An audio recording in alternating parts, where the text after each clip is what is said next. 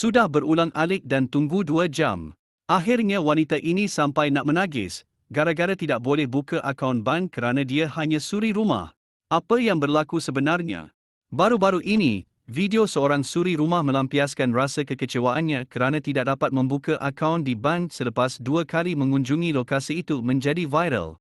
Wanita itu menzahirkan, dia amat kecewa dengan pihak bank kerana disuruh menunggu lebih 2 jam untuk mendaftar akaun luahnya menerusi klip video TikTok yang diterbitkan oleh pemilik akaun Farhana_Said. Yang lebih menyedihkannya lagi apabila pihak bank memaklumkan selepas nombor gilirannya dipanggil bahawa dia tidak boleh untuk membuat akaun kerana statusnya adalah suri rumah.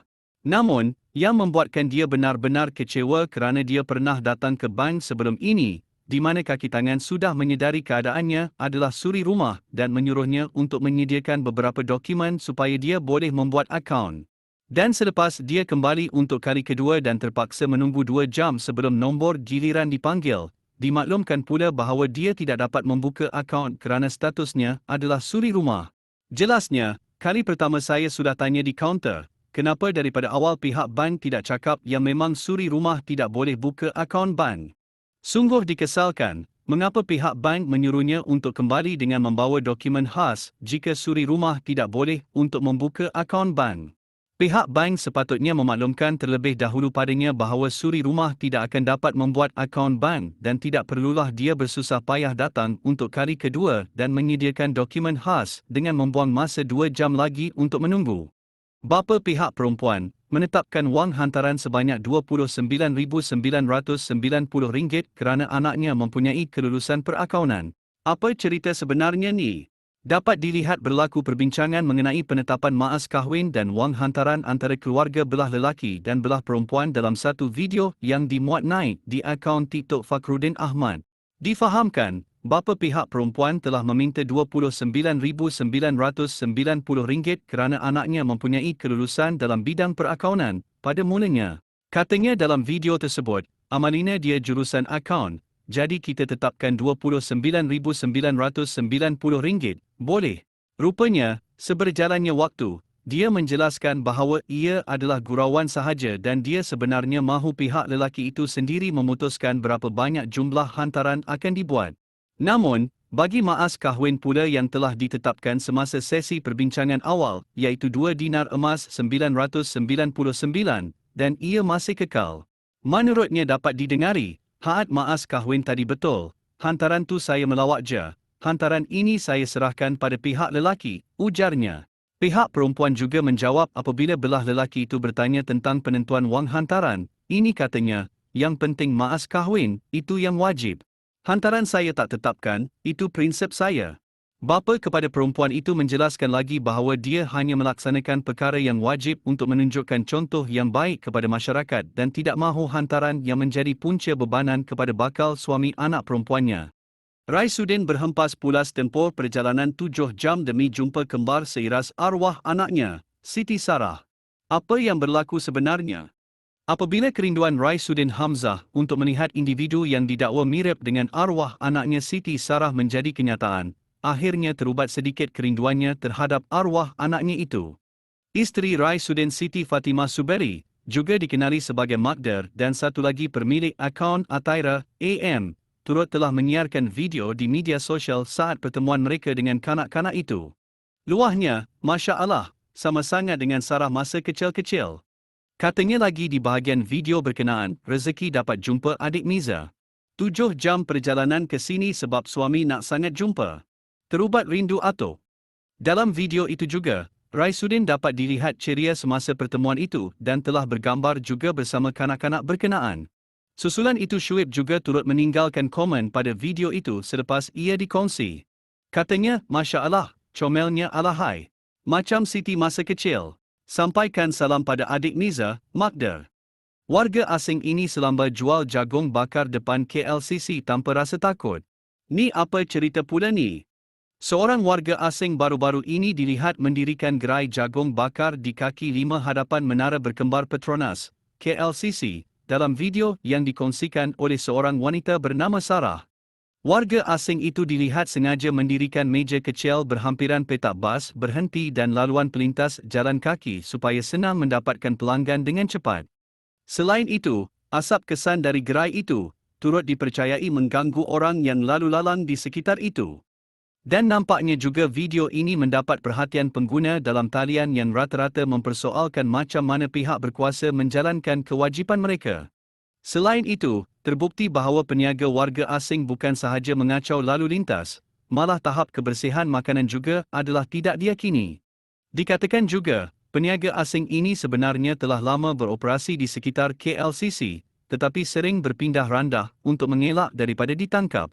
Di samping itu, wanita yang menyiarkan video ini juga turut mendedahkan bahawa ada juga peniaga warga asing lain turut mendirikan gerai di pelbagai tempat sekitar KLCC. Dia juga mempersoalkan tentang asap yang keluar dari gerai itu, yang dilihat mengganggu orang yang lalu lalang.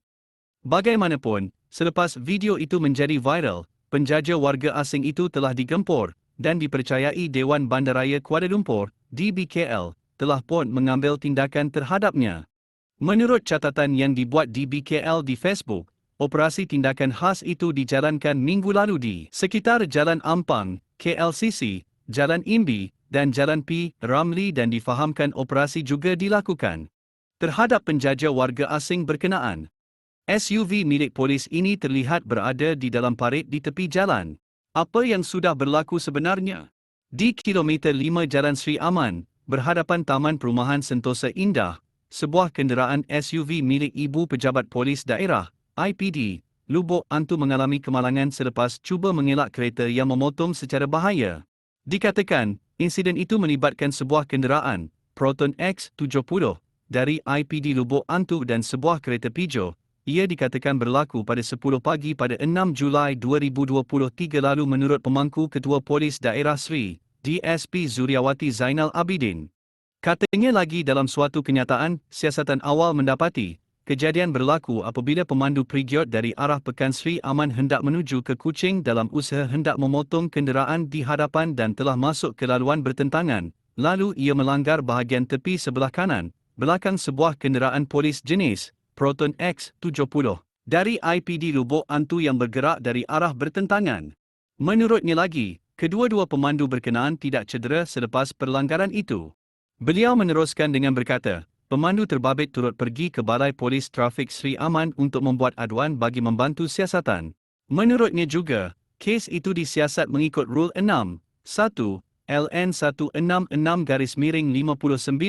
memotong secara bahaya. Sarannya juga dinasihat kepada pengguna jalan raya yang lain supaya berhati-hati ketika memandu demi keselamatan bersama. Lelaki ini kecewa, buat laporan polis, tetapi tiada tindakan lepas bonet keretanya diletakkan kon sehingga rosak. Apa sebenarnya yang berlaku? Semenjak 2 menjak ini, kita sering menyaksikan situasi apabila segelintir orang gemar cop tempat letak kereta di tempat tertentu dan bertindak gangster, oleh kerana dia menemuinya dahulu jadi dialah yang memilikinya. Padahal itu adalah kemudahan awam dan bukan harta pribadi. Dan menjadi persoalan, adakah lelaki ini telah menerima nasib yang sama, sehingga kenderaannya rosak angkara perbuatan sabotaj pengecop-pengecop parking berkenaan?